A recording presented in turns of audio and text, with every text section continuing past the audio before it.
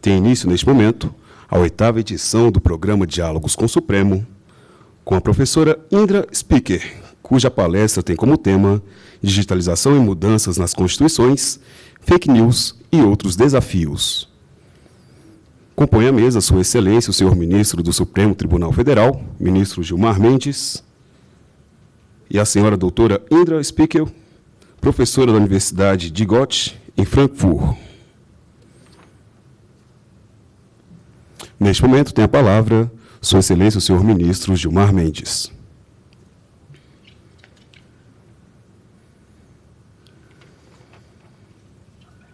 Boa noite a todas e a todos.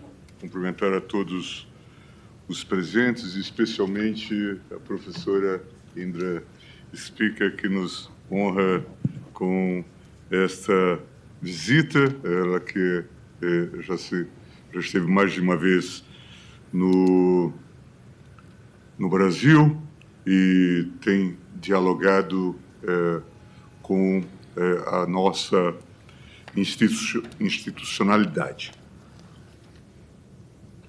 Esta conferência, eu entendo, é mais um exemplo do sucesso deste projeto inaugurado pela ministra Rosa Weber durante a sua gestão, Diálogos com o Supremo Tribunal Federal.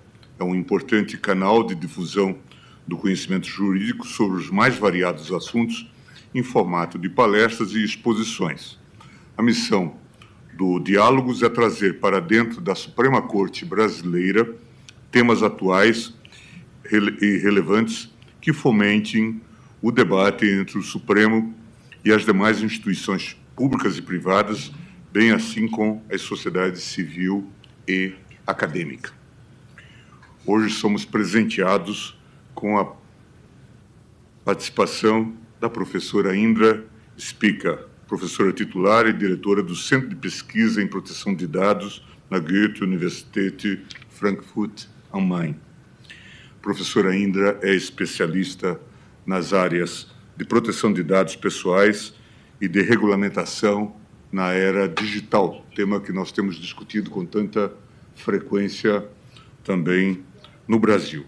No encontro de hoje, como já foi dito, será debatido o tema Digitalização e Mudanças nas Constituições, Fake News e Outros Desafios, tópico que tem ganhado muita força no Brasil, principalmente em razão dos recentes pleitos eleitorais ocorridos no país e também dos conflitos políticos, cujo ápice se deu no dia 8 de janeiro e com grande repercussão no próprio Supremo Tribunal Federal.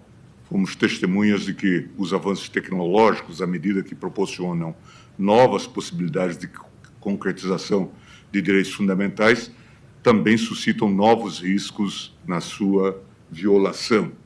No que se refere ao direito de liberdade de expressão, a ampliação dos espaços digitais de manifestação pública torna a internet um campo fértil para diversas formas de abuso, que pode ser percebido na disseminação de discursos odiosos, cyberbullying e mesmo na difusão em massa de notícias falsas. Esses desafios precisam ser debatidos em âmbito mundial, afinal, na nova ordem global, na qual as barreiras físicas foram superadas, a digitalização trouxe essas discussões para o cenário internacional. Nós agradecemos imensamente a presença da professora Indra Speaker e desejo a todos um excelente evento.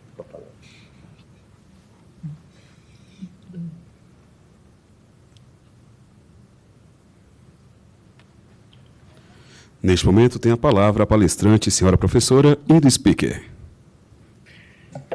It's a great honor to speak here today. I was here last about 5 years ago, and I entered the Supreme Court as a tourist then. I had been invited A corte como uma turista, eu vim in Brasilia, and I had the honor of meeting some very, very interesting people. ter muitas pessoas interessantes e discutir a introdução do GDPR, mas eu era somente uma visitante. Uma das coisas que me interessaram muito foi que a Suprema Corte aqui em Brasília não é somente aberta ao público quando fazem perguntas para as partes, mas também quando debatem entre si. Então, é realmente uma grande honra estar aqui, porque no meu entendimento, a Suprema Corte Brasileira é uma que realmente empurra a questão da democratização, e quando pediram para me apresentar hoje ideias de como podemos fortalecer a democracia em relação aos problemas que a internet, que a digitalização e que as assimetrias de poder impõem nos desenvolvimentos que temos do ChatGPT e etc., mas também todos aqueles desafios endereçados. Então, eu agradeço muito pelo convite e todos vocês por passarem esta tarde, ao invés de tomar caipirinhas, ir para os bares, e estão aqui comigo. Eu gostaria... aqui tem minha apresentação, ótimo. Ok, só um segundo, deixa eu ver. Ok. Então, vocês todos sabem que os desenvolvimentos da digitalização, basicamente, eu gostaria de apontar que há pontos de vista diferentes que podemos ver. O primeiro é da tecnologia, e a narrativa por trás disso é que tem muito desenvolvimento acontecendo, de um desenvolvimento muito rápido da tecnologia que alcançou a todos nós. Suponho que não há ninguém aqui que não tenha um smartphone e não saiba usá-lo. Quando eu cresci, a gente nem tinha telefone, não tinha laptop, computadores estavam começando a aparecer. Mas também é um sinal que em 30 anos as coisas se desenvolveram muito rápido. O que nós vemos é a internet chegando, vemos o Big Data ou a computação automática, a tomada de decisão se tornou algo muito típico. Agora estamos falando de inteligência artificial e umas pesquisas que já estão falando de computação quântica e o que isso significa para todos esses desenvolvimentos que eu mencionei. A tecnologia usa essas ferramentas para tomar decisões para uma coisa de personalização. Isso significa que estamos sendo agrupados de acordo com certas características que podem ser probabilidade, correlação, e somos julgados de acordo com o grupo ao qual pertencemos. Isso pode ser uma probabilidade de 80%, 95%, mas é algo que não nos descreve. Ela fala só sobre certas características de um grupo particular. É isso o que a personalização faz. Vocês todos têm essa experiência quando recebem recomendações da Amazon e assim por diante. Para a tecnologia, os efeitos são que nós vemos que há uma determinação externa na tomada de decisão. E as consequências, de acordo com o grupo no qual você está sendo colocado, você tem acesso a certas tecnologias, mas também a certos movimentos da sociedade, questões legais, acesso, por exemplo, para suas crianças, à educação e assim por diante. A questão de empregabilidade também é uma questão. A segunda grande coisa onde essa personalização nos afeta é que olhamos para o mundo de um jeito diferente, porque ele não nos é apresentado do mesmo jeito para todos, mas é apresentado de um jeito personalizado, de acordo com o grupo no qual pertencemos. Isso é algo que eu vou falar depois, porque esta é a origem do que falamos desses filtros, essas bolhas que nós observamos. Então, nós não vemos o mundo como algo que pode nos surpreender, mas a personalização, porque é baseada nas probabilidades, não tenta nos surpreender, mostrar o que nós já sabemos. A terceira coisa que a tecnologia faz, e um expert vai olhar, é que, de repente, nós temos a informação de um jeito deliberativo, não é algo que a gente encontra do nada, é uma seleção automática. E isso se estende à questão da comunicação, os robôs sociais, digamos assim. O próximo seria se você tem um mundo que é desenvolvido de acordo com essa personalização, se há uma informação que é entregue a você, se há um valor externo que está por trás do que está sendo apresentado para você, então a gente chega muito perto da manipulação, porque então o critério de seleção não é o que você tem interesse, mas o que outra coisa acha que você tem interesse ou o que é bom para eles e o que você pode querer comprar, vender, ter acesso e etc. Isto aqui é moldado por uma questão de mercado que tem a ver, e eu não vou entrar na parte econômica, mas com certas questões de ineficiência do mercado devido a particularidades da informação, mas a internet é uma rede que nós temos o ganhador recebe tudo. Então, nós vemos que há muita informação, uma simetria. Vemos que há empresas que têm dados e a tecnologia para usar tais dados, e do outro lado temos os cidadãos que não podem decifrar o que é personalização, o que está por trás do que eles estão lidando na parte de personalização. E, finalmente, isso é algo que todos experienciamos, a digitalização tornou o nosso mundo muito rápido e feroz para todos que gostam de Velozes e Furiosos, aquele filme. Então, isso é verdade. É uma tempestade para 2 ou 3 dias, então ela vem e vai. Se você estiver no meio dessa tempestade, esses 3 dias podem parecer uma eternidade, mas o que nós vemos é que há uma dinâmica extrema por trás, primeiramente, da tecnologia, mas, em segundo lugar, no modo como a informação é apresentada.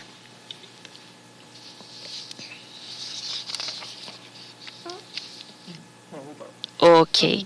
Então, a pergunta que a tecnologia talvez não perguntaria, mas nós, como advogados, perguntamos, então, o que isso faz com o nosso sistema jurídico? E eu estou na Suprema Corte agora, que, entre outras coisas, também lida com questões da Constituição, então eu vou focar no que a digitalização faz para a Constituição. Isso, caso não é somente no evento, que seria extremamente chato, porque ninguém vai conseguir ficar me ouvindo falando por mais de 30 minutos, mas eu vou tentar diminuir um pouco e dar um pouco de uma ideia, umas coisas que podem fazer você pensar um pouco mais e tragam o seu interesse. Então, isso é mais uma visão geral e talvez depois na discussão eu responda qualquer pergunta e entrar em mais detalhes nos assuntos. Esta foi a introdução. Então, agora vamos para os desafios. E então, porque eu não gosto de ser uma daquelas pessoas que fica sempre achando que está tudo errado com o mundo, eu gostaria de apresentar algumas soluções, ver como podemos sair desses desafios sem que eles se tornem um fator determinante contra a nossa democracia. E eu vou finalizar com uma conclusão e uma visão que isso também vai incluir e com que vocês saiam dessa sala pensando, ok, uma parte disso, terei parte disso. Eu falei sobre a tecnologia. Outra questão muito importante que olho para o desenvolvimento da digitalização é a sociologia. E a sociologia já criou o termo de sociedade do conhecimento em 1990 e foi um sociologista que foi um advogado. E eu acho que tem uma razão para isso, porque esse background jurídico permitiu com que essa pessoa visse outras coisas que um só sociólogo não ia ver. Então, o Luhmann é um outro exemplo dessa categoria de um advogado se tornando um sociólogo. A sociologia basicamente descreve que agora nós não estamos na era da indústria, mas de uma sociedade de conhecimento. E ele disse que agora a inovação começa daqueles que têm o poder para desenvolver dados. Dados como aquele que puxa a inovação. Então, eu gostaria de adicionar a isso que não é somente o dado, é a parte de TI, se a tecnologia mais os dados. Se você tiver isso, então você tem poder. E isso é o que está nos levando ao que vemos em todos os mercados no momento. Vemos a Tesla, X, tem o dado, tem a inteligência artificial. Vemos a Microsoft fazendo isso, vemos o Google, mas a gente não vê, não sei, uma empresa esquisita nascendo por aí. Por quê? Porque essa empresa talvez tenha tecnologia, mas não tenha o dado. para realmente desenvolver essa tecnologia. E essa empresa esquisita pode ter um pouco de dado, mas não o suficiente para criar essa digitalização. Sociólogos também apontaram que, em particular, a internet tem sido uma ferramenta importante de empregabilidade. Vocês vivendo no Brasil, onde muito é feito por meio do WhatsApp, por mídias sociais digitais, vocês sabem o quanto é importante o efeito aqui. Ao mesmo tempo, nós vemos que não há tanto empoderamento pessoal. O que vemos é algo que a economia descreveu, que é que o interesse pequeno prevalece, porque eles podem falar facilmente e então perseguir essa sua agenda. E essa é o conhecimento econômico, que interesses pequenos são melhores, mais equipados para ter uma melhor performance e seguir em frente e convencer aos outros se vocês tiverem muitos interesses. Aqueles que estão interessados em um tipo específico de esporte, sabe, vocês seguem aquele esporte e vocês podem ficar chateados, e em outras áreas vocês dizem, ok, não me importo muito. Isso não é onde está o meu interesse, não é o que eu vou ficar me focando. Isso também é verdade se você pensar de uma dimensão política. Se você tiver um interesse muito específico e você vai colocar todo o seu dinheiro ali, toda a sua força ali, sua performance. Então, essa questão de empoderamento pessoal que os fundadores da internet pensaram como umas questões núcleo da internet, agora desenvolveram algo como um interesse pequeno, como se fosse um lobby de interesse pequeno. Então, agora vem a lei. Tendo descrito um dos efeitos, a lei geralmente pergunta, tem algum problema com isso? Porque se não há problema, então nós, como advogados, não precisamos regular. A gente pode só viver livremente, com autonomia, com determinação pessoal e deixar o mundo digital para qualquer um. Mas os problemas que eu já acabei de falar são, claros, também problemas jurídicos, de interesse jurídico. Vemos que há muita assimetria de poder. Algumas empresas, e eu venho de uma região da União Europeia, e na União Europeia nós temos o GDPR, temos muita proteção de dados, e vemos que um dos maiores jogadores, digamos assim, estão trabalhando muito nisso, apesar de todas as descobertas que estão envolvidas, apesar da proteção de dados. No Brasil, eu acho que o entendimento é similar, e eu admiro o Brasil, que foi um juiz primeiro que conseguiu barrar o WhatsApp, que eu achei muito corajoso da parte dele. Isso é algo que é muito feito raramente, porque muitas vezes é o sentimento que as pessoas vão ficar chateadas se o WhatsApp cair. Então, talvez essa empresa esteja violando algum direito brasileiro. Mas também vemos alguma difusão de responsabilidade. É uma plataforma que foi desenvolvida, uma plataforma basicamente que a gente só publica o que a pessoa põe lá, a gente não tem responsabilidade. Bom, há leis contra isso, então, não, a gente não sabe o que está acontecendo, a gente está só usando IA. Então, todo mundo fala, oh, meu Deus, IA. A gente vê que não há uma responsabilização clara ou uma demonstração de responsabilização. E isso é algo que a lei não tolera, porque a lei declara muito precisamente direitos, obrigações, interesses para entidades particulares, pessoas, organizações. Vemos também uma diferença do que é o público, e eu estou falando de democracia, então o público, a percepção do que o público é, qual é o meu público, o meu entendimento do público mudou. Isso é devido ao que já foi descrito nesse efeito da bolha, digamos assim. Podemos selecionar ativamente e estamos passivamente selecionados de como o mundo é imposto a nós. E, no fim, pensamos que o mundo em que vivemos é o mundo que todo mundo também vive. E nós estamos nos educando por essa digitalização de deixar outras coisas de lado. Isso também é verdade porque entramos nessas questões virtuais que são desenvolvidas de acordo com a personalização. há também um acesso muito fácil e rápido à informação. Isso é maravilhoso. Se você pensar o quão rápido um e-mail vai do Brasil para a Alemanha, é incrível. Mas isso também significa que não há tanto tempo para controlar a informação. Ela não tem um filtro. E as pessoas ainda não estabeleceram uma rotina para realmente testar a informação que eles recebem, de quem recebem, de como controlar ela. Geralmente, é algo que acontece de forma aleatória. E, novamente, esse é o problema que nós temos. Não é algo que todo mundo tem passado e não é informação que todo mundo tem visto ou ouvido. E isso é verdade para algumas áreas da vida. E outra coisa que normalmente é legado, e também os advogados têm interesse nisso, a digitalização ela cria um mundo perfeito. Quando se fala de inteligência artificial hoje em dia, é o que você ouve. Você ouve sobre as máquinas objetivas tomando decisões neutras e sem viés. Elas não discriminam.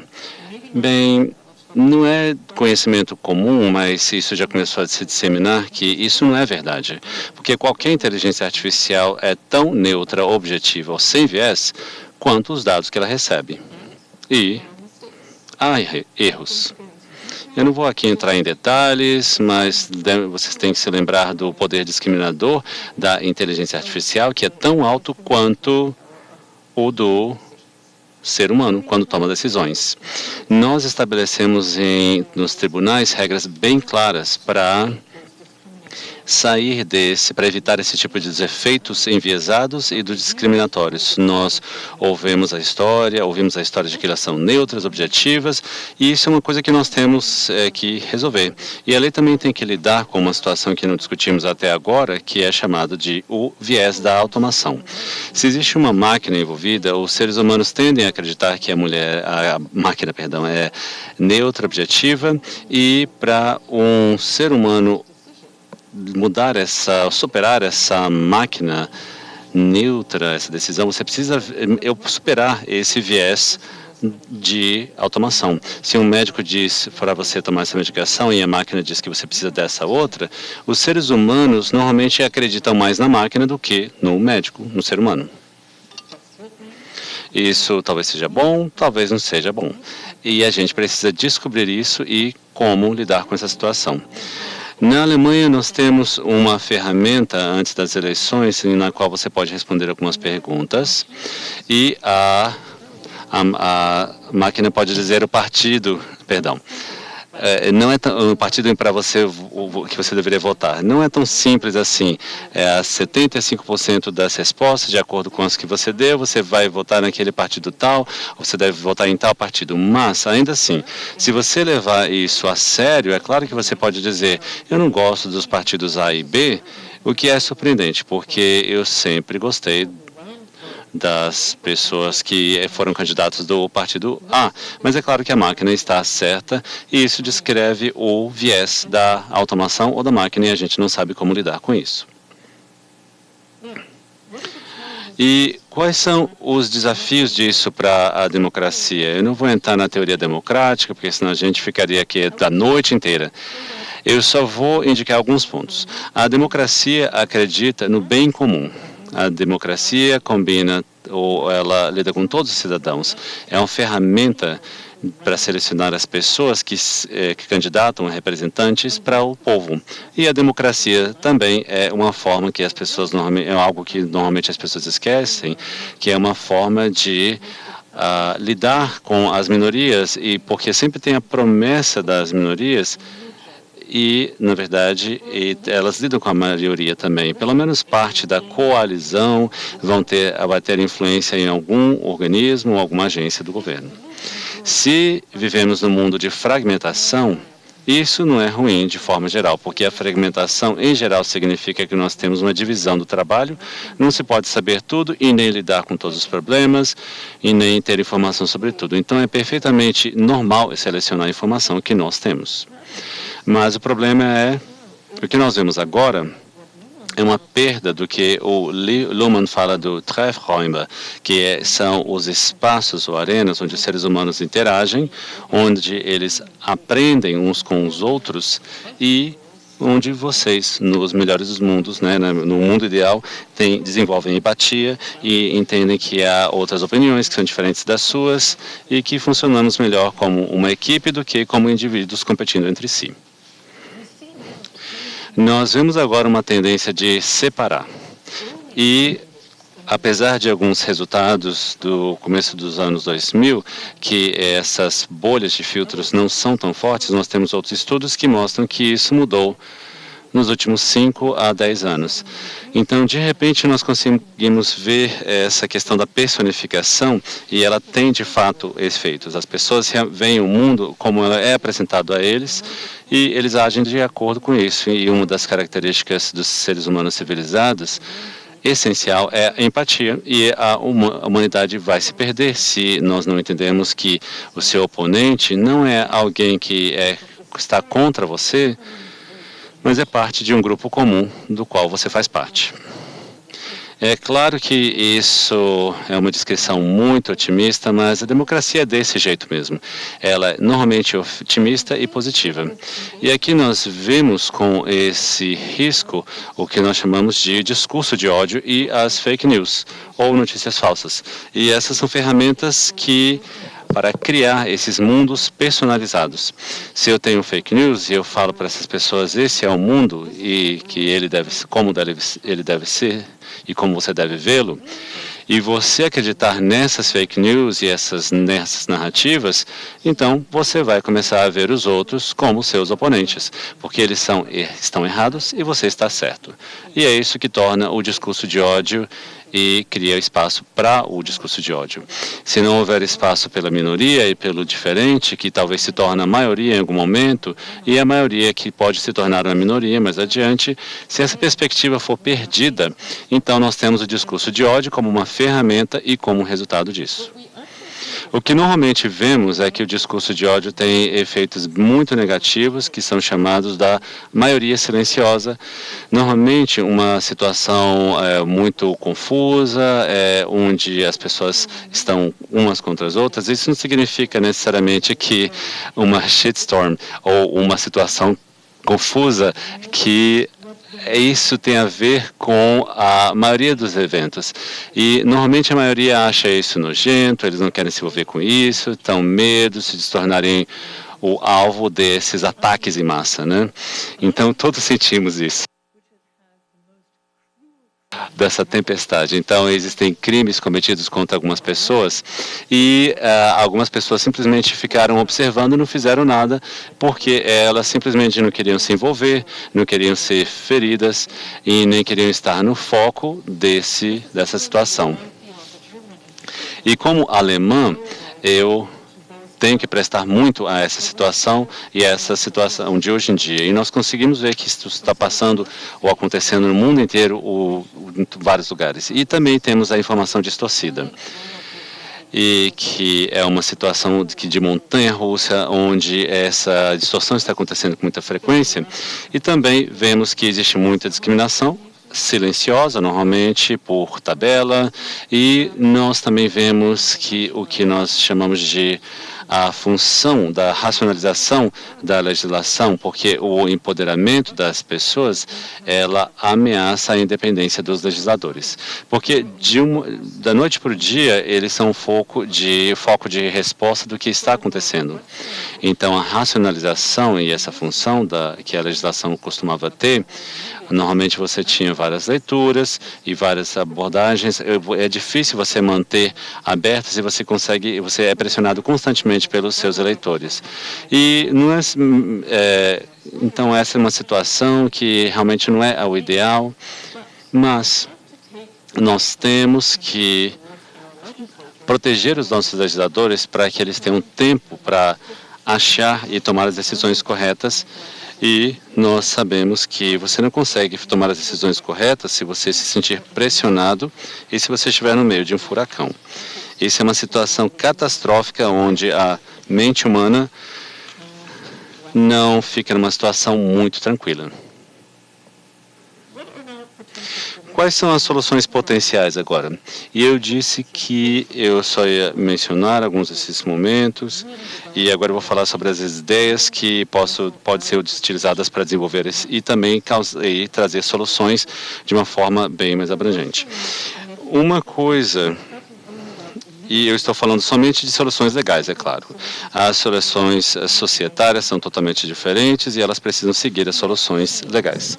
A democracia é uma coisa que nós não damos muita atenção quando temos os direitos humanos, não pensamos muito sobre o histórico dos direitos humanos. Se alguém diz que eles têm um direito que é violado pela legislação, nós não pensamos que um interesse é algo que tem a ver com democracia, mas de fato é.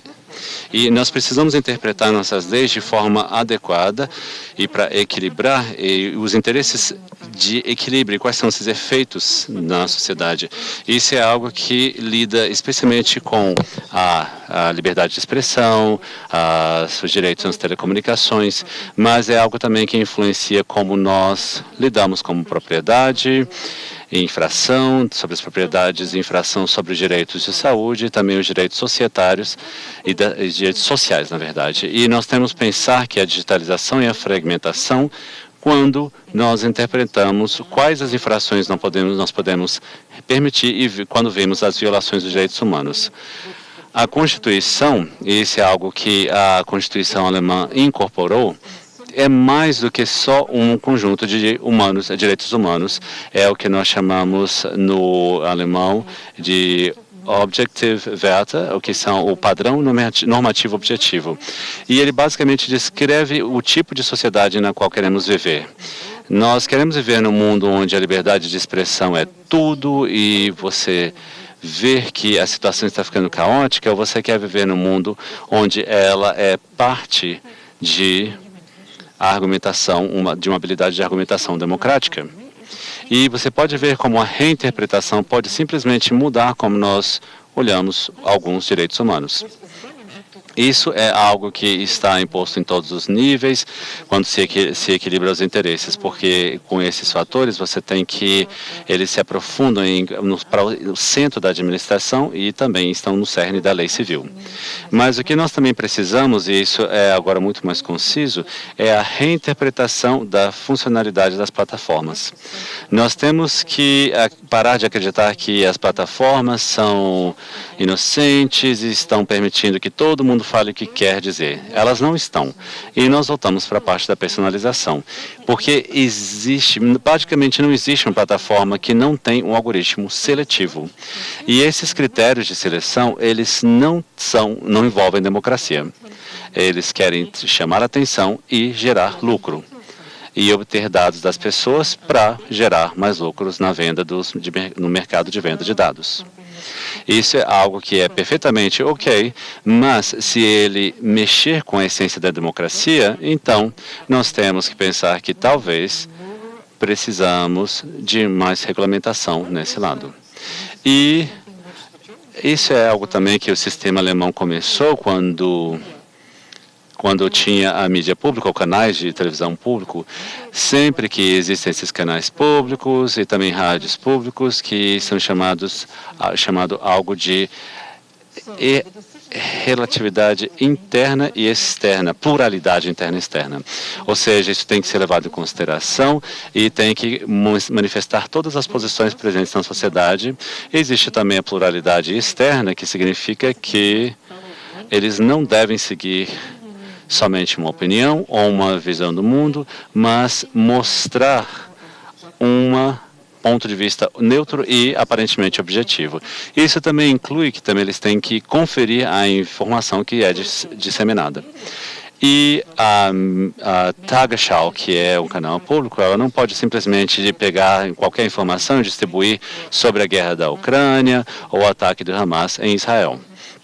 Elas têm que verificar a veracidade delas por meio de testemunhas, por meio de videomateriais, de fontes que são confiáveis. Então, não é o efeito Twitter de vamos mostrar o que for possível, né? E você lembrem-se dos bots sociais, que existem informação produzida automatizada que é muito mais difícil do que qualquer pessoa pode postar online. E isso é algo que nós temos que exigir que as plataformas sigam em termos de regulação. E depois nós temos que considerar o alcance. A mídia de massa ela tem um impacto diferente do que um grupo pequeno, mas se observarmos a fragmentação, nós temos que ver a importância para alguns grupos específicos também, e essa parte aqui é muito mais difícil de ser feita. Quanto mais fragmentada uma sociedade for. Se você viver num estado onde as mulheres consomem mídia totalmente diferente dos homens, você tem que lidar com ambos, porque ambos representam partes importantes da sociedade. Mesmo que ambos simplesmente, mesmo que eles sejam só 50% da população. A questão é, nós precisamos de controle de conteúdo. E esse é sempre um assunto polêmico, porque a liberdade de expressão é liberdade de expressão.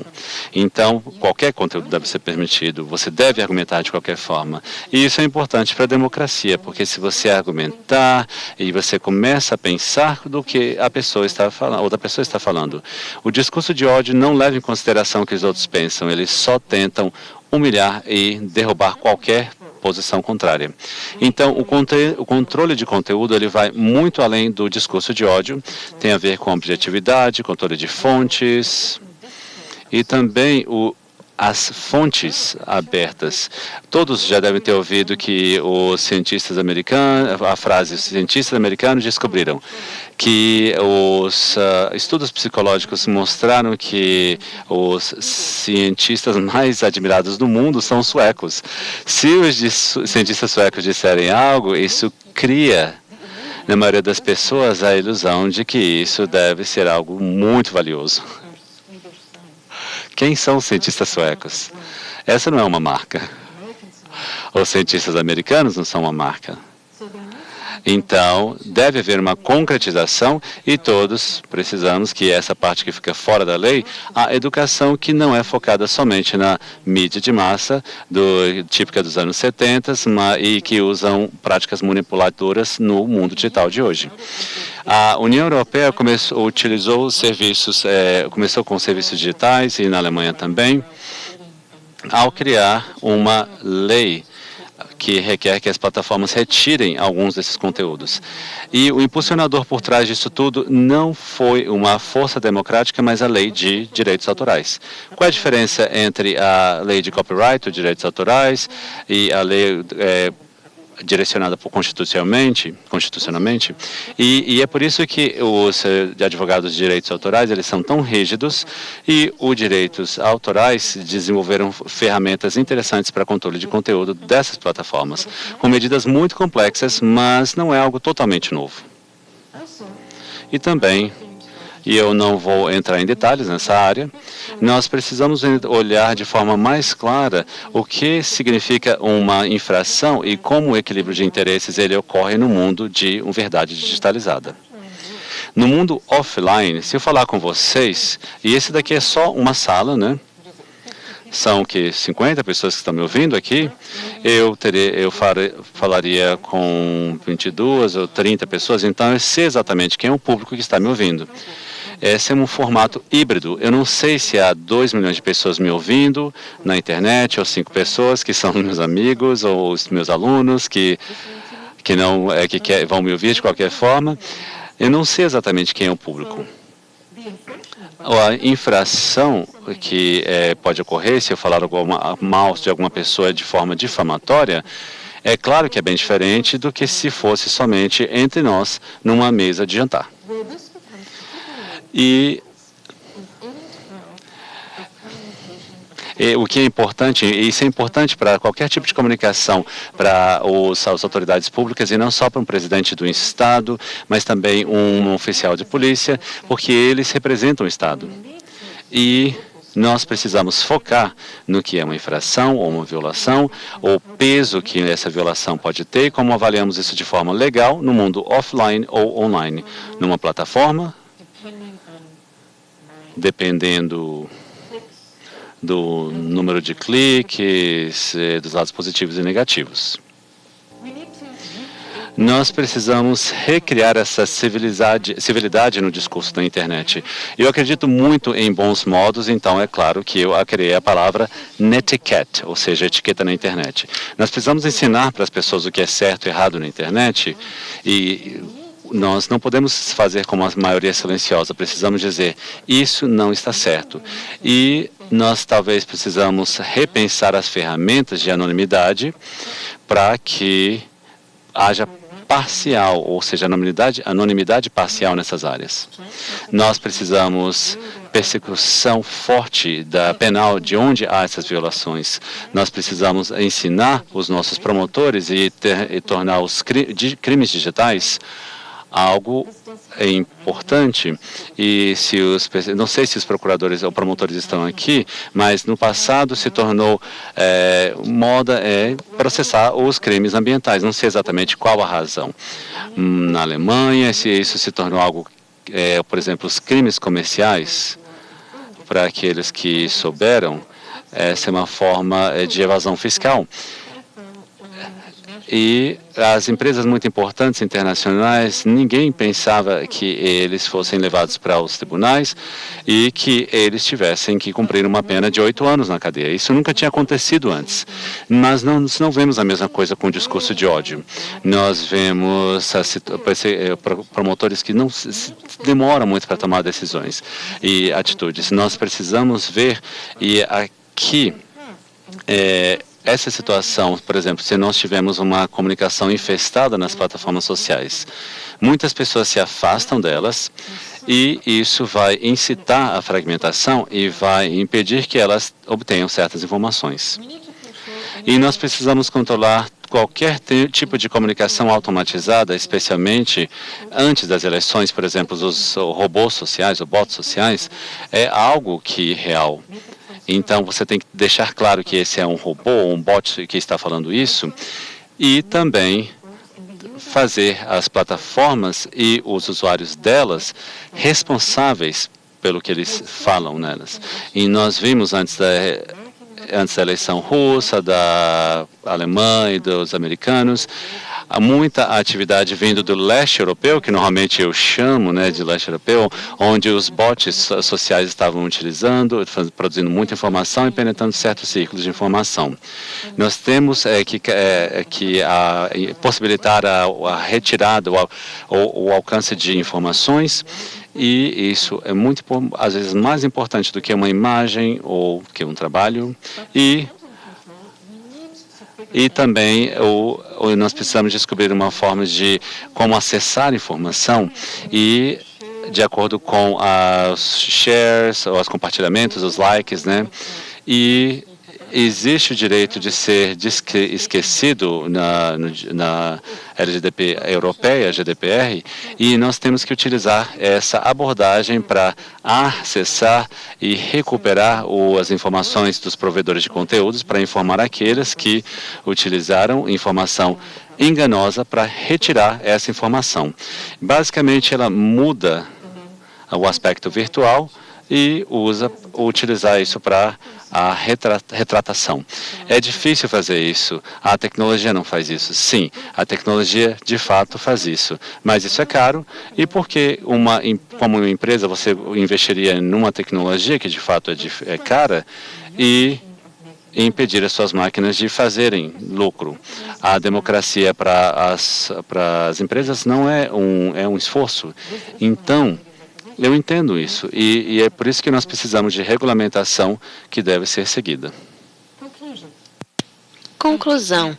Eu acho que todos sabemos que as democracias são uma situação complicada no mundo hoje em dia. Temos atividades da direita, temos outros movimentos, vemos que há um certo tipo de cansaço. Sociólogos dizem que as pessoas pensam e o nosso sistema autocrático lida melhor com problemas da democracia, etc., etc. Vemos que há uma disfuncionalidade de pessoas informadas, vemos que nem todo mundo usa o seu direito de voto. Acho que os números aqui, a porcentagem de votantes e não votantes também é terrível, é uma coisa igual na Europa. Vemos que há áreas de exclusão em que as pessoas se conectam, em que não há uma abertura de discurso, de aprendizado, de entender e que algo que avance. Vemos que a internet, que a mídia, basicamente não ajuda muito nisso, que nós não vemos muito instagramização ou a atenção rápida que precisa ser tomada. Tudo isso muda a nossa comunicação e precisamos reagir a isso.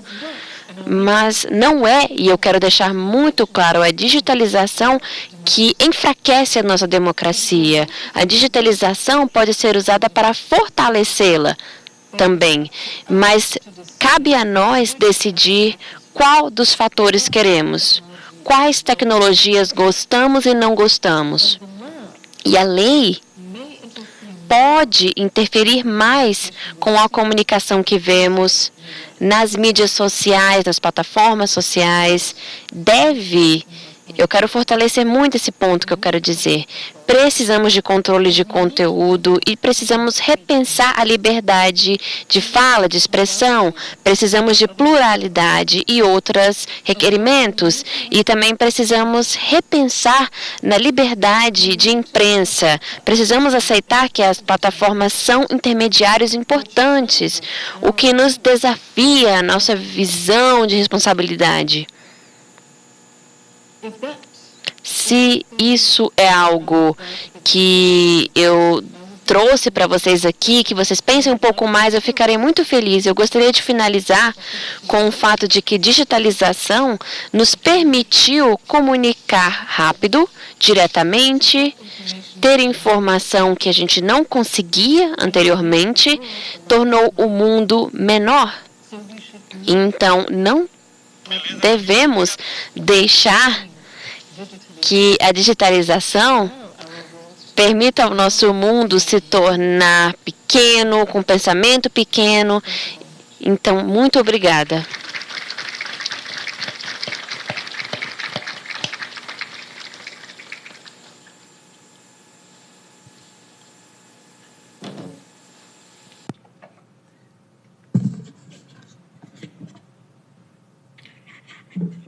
Muito obrigado, professora Indra, por essa esclarecedora palestra. Gostaria de dizer que esse é um debate que nós acompanhamos com muita atenção e interesse, até porque também sofremos, como todos sabem, as consequências de fake news, as repercussões que esse processo teve no nosso quadro político, já nas eleições de 2018 e depois nas eleições também de 2022, e vivemos esse episódio que tem sido muito comentado internacionalmente sobre o 8 de janeiro, e que, de alguma forma, se traduziu numa utilização muito forte das redes sociais para estimular as pessoas a esse tipo de ação. Isto é um dado bastante relevante. As pessoas desenvolveram um código, até um código mais ou menos ingênuo, disseram que estavam indo para uma festa da Selma, Selma's Party, e na verdade, essa era a senha para se fazer esse encontro e produzir aquilo tudo que vimos. E o próprio Supremo Tribunal Federal, hoje se está registrado em partes aqui do nosso museu. Aparentemente, como o tribunal, acho que foi alvo durante todo esse período de fortes fake news, dizendo que um pouco o que sofrem nos governos populistas, nessas chamadas democracias iliberais, o que sofrem outras cortes constitucionais, o tribunal também foi alvo de muitos ataques, e é muito curioso que eu até vi uma matéria, que eu cheguei de Lisboa, acho que no dia 11 de janeiro, e quando visitei o tribunal, eu percebi o ódio que depositaram. Se a gente olhar as imagens do que ocorreu no Palácio do Planalto, do que ocorreu no próprio Legislativo, parece que havia uma raiva muito maior contra o próprio tribunal, talvez fruto desta onda de fake news que se atribuiu, mazelas que se atribuíram ao Supremo Tribunal Federal, de modo que a gente tem a exata noção de como isto cria um ambiente pernicioso para a democracia. O net etiquette é uma boa discussão, porque, de fato, o debate civilizado foi, de alguma forma, muito comprometido. E, claro, nós temos que encontrar meios e modos de lidar com essa temática, e nós sentimos na pele, acho que todos nós vimos o risco desse modelo, ou mesmo do risco dele para a saúde pública, como foi o debate durante os 2 anos da pandemia, quando nós vivemos, então, um quadro muito preocupante. Eu vou lhe passar 2 perguntas já feitas em inglês. Esta é do Lucas Chagas, pesquisador da Universidade do Porto, Portugal.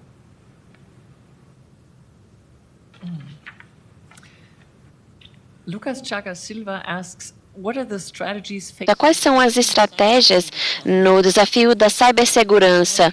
Obrigada por me permitir falar sobre isso também. E relembrando de como esse processo liga a lei com inteligência artificial e debate esses vieses nas narrativas. São 2 grandes perguntas. Bom, a cibersegurança é a primeira questão. Nós observamos, e o problema dos bots sociais é um problema que nós temos ataques a instituições democráticas, temos ataques na votação online, mecanismos de votação online na questão de segurança, e isso é problemático em dois modos. De um modo, é muito problemático porque se você olhar para a instituição democrática e uma eleição online não está funcionando corretamente, claro, você tem dúvidas que se a pessoa foi eleita apropriadamente, mas isso é uma coisa. Mas a parte mais sutil é que se você tem ataques contínuos de cibersegurança, você tem a tendência de não confiar no Estado mais. Então, o Estado dar uma estrutura, uma das partes mais básicas da vida. E isso é um problema muito grande, porque o Estado sempre precisa ganhar a confiança da sua soberania. Basicamente, nós precisamos entender que nós temos o Estado lá e se ele fosse diferente, então é importante que a gente mantenha essa relação de confiança. A questão é que a educação de cibersegurança, eu não sei quantos vocês têm usado um computador de outro, quantos vocês estão usando a mesma senha. É sempre o humano que é o link mais fraco, a conexão mais fraca. E todos os sistemas ficam menos descentralizados. Quanto mais centralizados forem, mais problemático fica. Então, é algo que nós também precisamos focar e vemos, ao menos na Europa, a legislação já está começando a trabalhar nisso. A questão de infraestrutura crítica ainda não é instituição do Estado, que eu acho que é algo que é esquisito. A segunda pergunta que foi feita... Bom, essa narrativa com viés é basicamente como a fake news é criado, a ideia de que há um mundo alternativo por aí. Isso não é novo. Há pessoas que acreditam que o mundo é plano e outros que acreditam que o mundo é redondo. E o ponto que é que as pessoas entendem, bom, o mundo claramente é redondo, apesar de ser algo que a gente não pode imaginar. A mesma coisa com Einstein ou a questão da relatividade, mas eu nunca entendi isso. Mas a gente tem um entendimento geral de que há opiniões diferentes e que elas, em geral, têm um direito de existir e nós discutimos elas. E é isso que eu vi na pandemia, por exemplo, que as pessoas começaram a não falar mais, que eles estavam convencidos e eles se fecharam. E isso faz parte dessa fragmentação que eu vi. A inteligência artificial, senhor Chagas Silva, não muda isso de um jeito essencial. Mas, claro, se você programar, e a gente volta para a parte de discriminação, se a gente tiver um algoritmo, um sistema, uma IA, um programa que é programado de um jeito que reestabelece o que aprende. Então, se você tem um mundo em que você tem narrativas com vieses, e então qualquer IA que representa o mundo vai recontar esses tipos de narrativas. E é o que acontece com entra lixo, tira lixo, e na IA é a mesma coisa, com Big Data ou qualquer outro tipo de decisão automática. Obrigada. Tem uma segunda pergunta, também já veio em inglês, do assessor do Supremo, Marcos Vinícius Fernandes Bastos.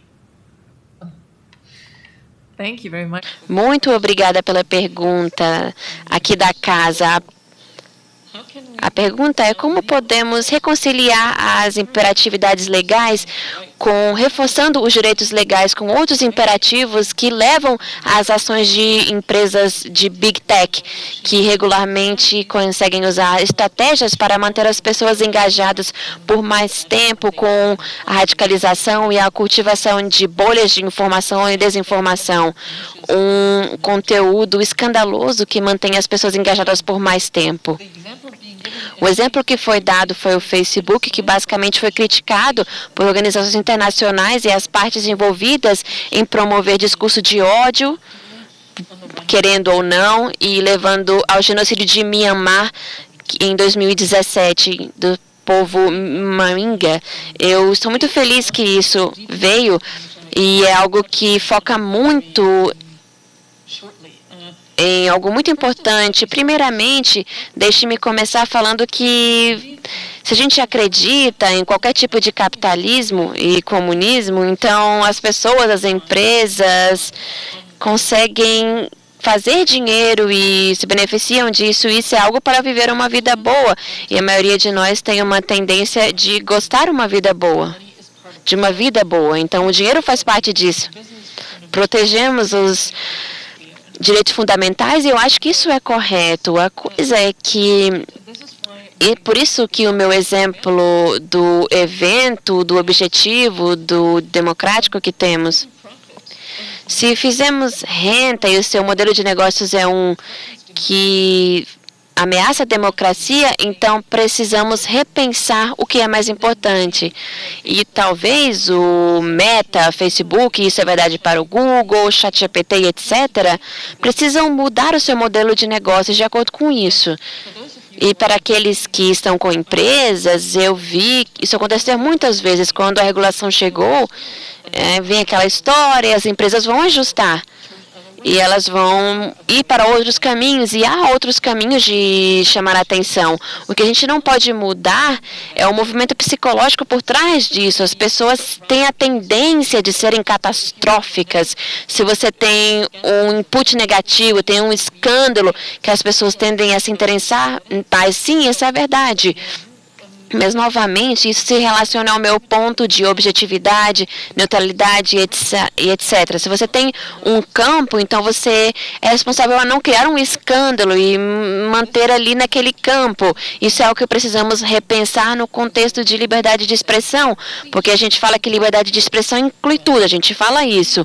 Mas talvez a liberdade de expressão precisa um pouco de reinterpretação, no sentido de não incitar ódio, etc., etc., e há outros contextos de regimes legais que fazem isso. Então, é um equilíbrio de interesses e eu não diria não seja rentável ou também não democracia por causa disso. Bem, uma última pergunta agora, do professor Rafael Menezes, professor da Faculdade de Direito da Universidade Federal do Amazonas. Me parece realmente uma pergunta difícil, embora a professora Indra já tenha, inclusive, visitado o Amazonas e feito uma incursão turística, pelo menos por lá. De que forma é possível proteger grupos vulneráveis, deve estar pensando na população indígena, que habitam na região amazônica do Brasil, por exemplo, e que sequer possuem acesso à internet e podem ser vítimas de fake news e manipulação informativa sobre temas que lhes são diretamente importantes, a exemplo da exploração mineral em áreas indígenas. Como protegê-los e integrá-los à atual esfera pública digital? I'm really happy that someone from the Amazon region. Feliz que uma pessoa da região amazônica esteja aqui de forma um formato híbrido, né? E eu gostei muito de ter ido lá. E a questão que você está mencionando parece ser muito típica de alguém da região da Amazônia, mas de fato não é, porque existe essa divisão digital e ela está se reduzindo aos poucos, mas ela continua a existir. Se nós pensarmos em termos maiores, não só no país, mas no mundo inteiro, há países que têm acesso muito pequeno em termos digitais, e você tiver que pensar quanto você vai ter que gastar para você comprar um celular em comparação à renda média de uma pessoa, você pode ver que é bem fácil na Europa, nos Estados Unidos, porque ela é cerca de 2% de um rendimento anual, mas em Bangladesh ele custa cerca de 75% da sua receita anual em um smartphone. E isso, a não ser que a gente tenha um equalizador que seja somente para resolver um problema durante essa geração. Eu gostaria de endereçar isso de forma geral, como nós vamos lidar com a divisão digital. E eu sou uma grande fã da digitalização. Por quê? Porque eu estou falando como uma advogada constitucional, o Estado é representado pelas pessoas. Se você vê o Estado somente como uma entidade e relativa aos serviços, que é julgado por responder o mais rápido em termos de conceder o seu passaporte, isso não vai fortalecer a crença de que a democracia é algo importante. Nós temos que avaliar onde nós queremos ter essa comunicação digitalizada com o Estado e onde nós vamos ter uma individualizada. E o tópico que foi mencionado é como você pode dar isso ao Estado, que talvez nem esteja presente e que não pode talvez se comunicar por meio da digitalização. E eu não sei se você estava falando exatamente sobre a exploração, é algo que pode ser um pouco mais facilmente entendido se existisse um formato digital, porque existe fake news também na internet. O que nós precisamos é repensar o pessoal do Estado, ou a equipe que trabalha no Estado, e a economia sempre fala sobre isso. As pessoas que estão servindo ao Estado, elas têm interesses próprios, então nós precisamos alinhar os seus interesses individuais com os do Estado. E se você conseguir criar um relacionamento entre as autoridades públicas e as visões nesses espaços, e confiança e aceitação, então talvez você consiga criar uma confiança nessa informação, que, claro, requer um Estado que ele não vá de um lado para o outro, da esquerda para a direita o tempo inteiro, mas que aceite as decisões dos seus predecessores e esteja interessado num relacionamento de longo prazo. E isso também é verdade para as pessoas em regiões onde é muito difícil alcançar essas pessoas, onde alguns indivíduos, por exemplo, os sociólogos, eles estariam em um lugar melhor para me dizer isso. Como você criar confiança com essas pessoas que têm línguas que, em situações onde você passou por certas experiências, os psicólogos falam que a disponibilidade, normalmente você pega a sua experiência que você vivenciou e leva isso, considera isso mais importante do que outros princípios. Então, isso é uma situação muito complexa e a divisão digital é algo que nós temos que resolver no mundo inteiro.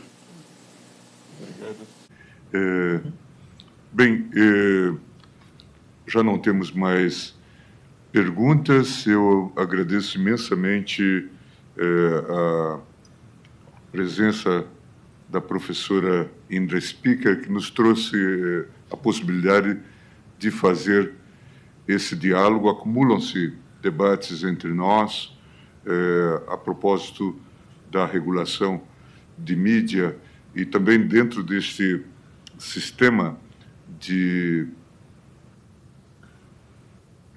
controvérsias, nós temos algumas discussões postas no próprio Supremo Tribunal Federal sobre essas questões e alguns desafios que o Supremo faça algum tipo de interpretação conforme para resolver alguns problemas associados à falta de regulação, responsabilização de plataformas. Isso é um debate que corre todo o mundo, está muito presente. E, certamente, a sua exposição, professora, vai ser extremamente estimulante, inclusive, para os nossos colegas, colaboradores que aqui estão. Muito obrigado mesmo.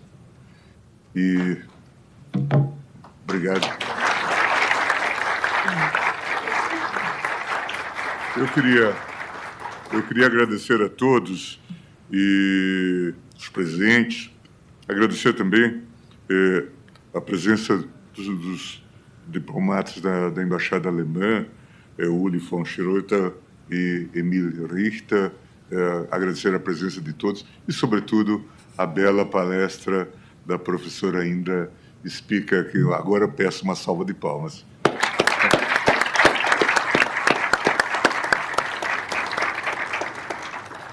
Senhoras e senhores, com a devida autorização, declaro encerrado este evento. Tenham todos uma boa noite.